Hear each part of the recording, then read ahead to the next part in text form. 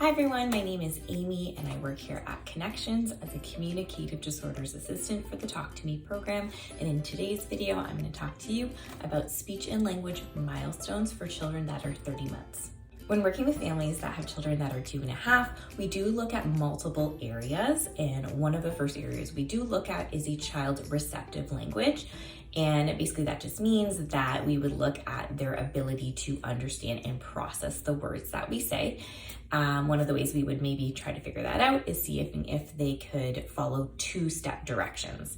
And what we mean by that is not typically routine-based directions they would probably do anyway. So I've had parents that say, well, we come into the house, they take their coats and boots off, and that would be 2 steps.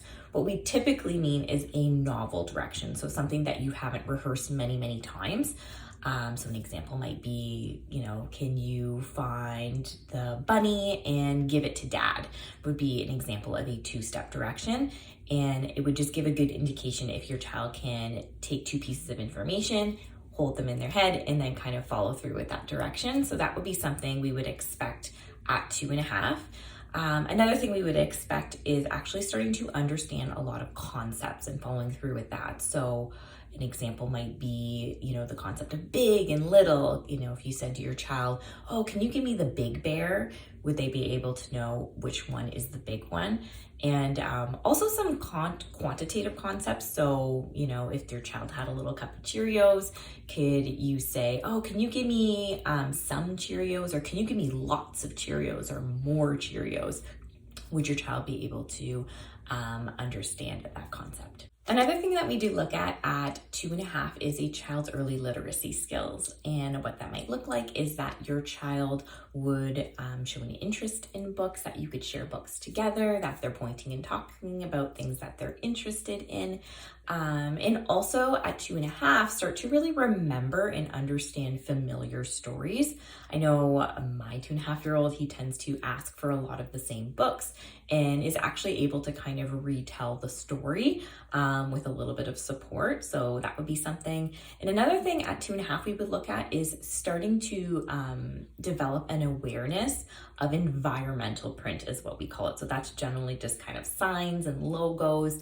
And a 2.5-year-old might recognize what a stop sign is and know that that means stop. Another example is if you've had Timbits in your life, they may recognize that Tim Hortons logo when you drive by it. So anything like that, Cheerios on, the cereal box. So just starting to be aware of some familiar things and pointing them out in your daily life. Another thing that we look at 2.5 is a child's play and their social communication. So by this age, we would like to see more elaborate pretend play and really them starting to act out things that they experience in daily life. And it might even have more multiple steps involved. So they might take their favorite teddy bear or their baby doll and feed them, put them to bed, maybe rock them, or just kind of act out things that they've seen in their lives. So if you bring your child to the bus stop and they get to put the older sibling on the bus to go to school, maybe they would then act that out at home with their own toys. So we would look at that, and we'd also ask about a child's just play with other children. Are they interested in other children? At this age, they might actually show some concern if a child is upset or sad or hurt. And also we really like to see that they're starting to take some short turns with other children. So they might not be working together fantastically all the time, but really just some nice short turns with some toys and some words. And yeah, just starting to really develop some little friendships. Another big category that we look at is a child's expressive language, which is basically just how many words they have and how they're using those words.